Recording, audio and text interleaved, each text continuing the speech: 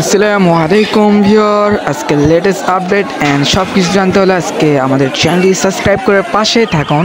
And আমাদের সহকর্মী royal আজকে আপনাদের বিস্তারিত জানাবে। তো আপনারা দেখতে পাচ্ছেন সকাল থেকে উত্তর ব্রাহ্মণবাড়িয়াতে খুব সংঘর্ষ চলছে। পুলিশের গাড়ি, ছাত্রছাত্রীদের গাড়ি পুড়ে ছারখার হয়ে যাচ্ছে, বাইক পুড়ে শেষ। এবং ছাত্রছাত্রী আর সাধারণ জনগণের একটাই উদ্দেশ্য, এক দফা দাবি। আর এক দফা দাবি হলো সরকারের পতন।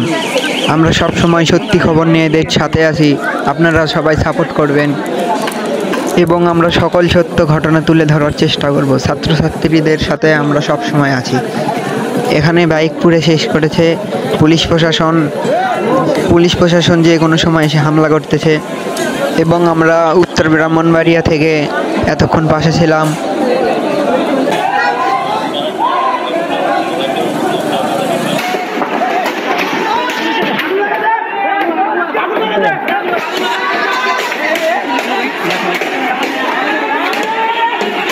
লাগা